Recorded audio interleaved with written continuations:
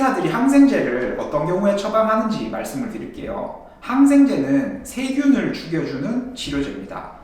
폐렴을 예로 한번 들어볼게요. 제일 흔하게 항생제를 많이 사용하는 상황이기 때문에요. 환자가 폐렴에 확진이 되면 일단은 그 폐렴이 감염된 세균이 뭔지를 의사들은 추측을 해요. 물론 거기에 대한 검사를 하는 경우도 있고, 대학병원은 거의 100% 검사를 하고 진행을 합니다. 근데 일반 2차 병원급이나 우리 병원 같은 1차 병원급에서 간단한 가벼운 폐렴을 치료할 때는 그런 배양을 할 수가 없는 상황이에요. 그리고 대학병원에서 그 균을 이제 가래를 뽑아서 그 균을 배양을 해서 그 균이 무엇인지 확인을 하는 거죠. 그 결과가 나오는데 한 3, 4일 정도 시간이 걸려요. 그 3, 4일 결과가 나오는 동안에 우리가 어떤 항생제를 사용해야 될까에 대한 고민을 하게 됩니다, 의사들은. 결과가 나오기 전까지 균을 모른다고 해서 우리가 치료를 안 하고 손 놓고 있을 수는 없잖아요. 그 기간 동안에 의사들이 사용을 하는 가이드라인이 정해져 있어요. 어떤 기준이냐 하면 가장 흔하게 감염되는 균,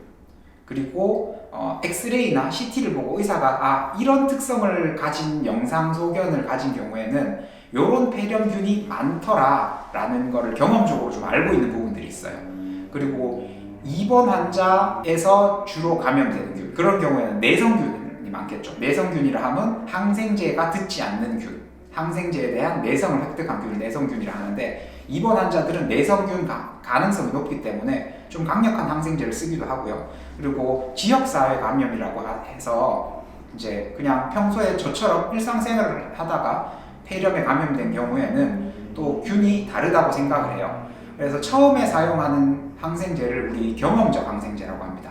균 배양 결과를 보기 전에 의사들이 우리가 경험적으로 그냥 폐렴 환자가 생겼을 때 이런 균들이 많더라, 확률이 높더라 라고 예상을 해서 사용하는 항생제를 경험적 항생제라고 해요. 주로 균 이름을 말하시면 좀 어렵겠지만 스타필로코커스나 또 크랩시엘라 이런 다양한 균들에 대해서 이야기를 하고 있고요. 그리고 입원 환자들 대상으로 항생제를 사용할 때는 슈도모나스라는 조금 강력한 균을 죽여주는 항생제를 꼭 사용을 합니다. 근데 대부분의 감기의 80%, 90% 정도는 바이러스성 질환이거든요.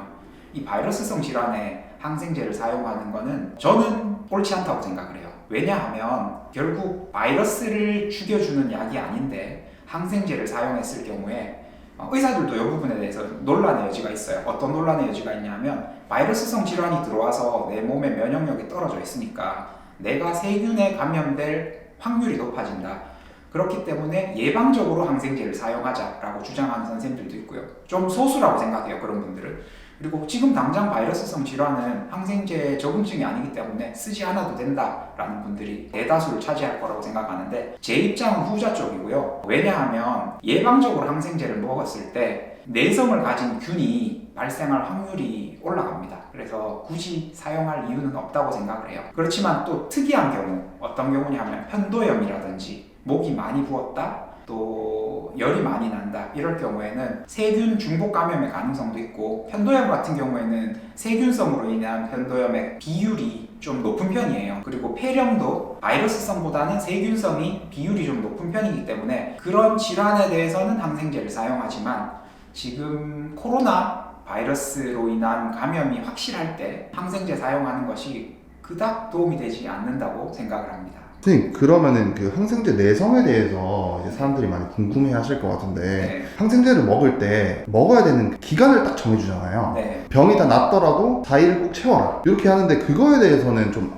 얘기해 주실 수 있나요? 네. 그거는 치료하는 데 있어서 반드시 지켜줘야 될 부분이에요. 이거는 비단 항생제뿐만 아니고 바이러스 치료제를 사용할 때도 우리 통계적으로 이제 연구된 바를 가지고 며칠 반드시 복용하라라는 지침을 드려요. 예를 들어 볼게요. 인플루엔자에 감염됐을 때 우리 타미플루라는 약을 5일 반드시 복용하라고 권장하고 있습니다. 그리고 현재 코로나 감염이 됐을 때, 팍스로비드 처방 대상군이 됐을 때 5일을 반드시 다 드셔주세요. 부작용이 있는 경우에는 좀 예외가 되겠죠. 또 결핵에 감염됐을 때, 결핵약은 치료기간이 엄청 길어요. 6개월, 9개월, 12개월 이런 단위거든요. 꼭 반드시 복용해주세요 라고 요청을 해요. 항생제도 감염된 부위에 따라서, 예를 들면 폐렴인데도 이런 종류의 폐렴은 일주일은 반드시 복용을 해주세요. 이런 종류의 폐렴은 2주를 반드시 복용해주세요. 또 전립선염 같은 경우는 길어요. 4주를 반드시 복용을 해주세요. 이렇게 요청을 하는데 환자들 중에 이런 분들이 있어요. 먹다가 증상이 없어지거나 열이 떨어지거나 이러면은 임의로 복용 중단을 하시는 분들이 있는데, 그럴 경우에 어떤 일이 생기냐 하면 우리 몸속에 있는 세균들이 아니면 또 바이러스들이 숫자가 줄어들면 그런 증상들이 감소하게 되거든요. 근데 0이 될 때 확실하게 죽여버려야지 싹까지, 그러니까 우리 sak초재근이라고 하나요? 원수를 갚을 때 sak초재근을 하지 않으면 일부가 조금 남아있는데 항생제 용량이 좀 농도가 부족하면 여기에 대한 회피 기전을 만들어내요. 그 회피 기전을 만들어낸 강력한 균이 발생하는 것이 슈퍼박테리아, 슈퍼바이러스, 이래서 면역 회피된 내성균들이 발생을 하는 거거든요. 코로나가 발생하기 전까지 의사들이 정말 많이 걱정했던 것들이 결핵이에요. 결핵 치료제에 대한 회피 기전을 가진 결핵균을 멀티 드러그 레지스턴스 투베르클로시스라고 이야기를 하는데, 다양한 약에 대한 내성을 가진 결핵균이라는 의미인데, 그러면 쓸 약이 없어요. 여러분들 우리나라 지금 영양 상태가 좋아져서 결핵 발생 확률이 엄청나게 떨어졌지만 결핵은 진짜 심각한 질환이거든요. 치명률도 높고. 근데 이 결핵에 대해서 내성균이 생긴다면 어마어마한 사망자가 나올 가능성이 많아요. 그래서 의사들이 그걸 많이 걱정을 했었고, 그런 관점에서 의사 선생님이 요만큼은 꼭 드세요라고 이야기한다면 꼭 지켜서 복용하시는 것이 좋습니다. 그럼 선생님 뭐 좀 몸이 허약해서 네.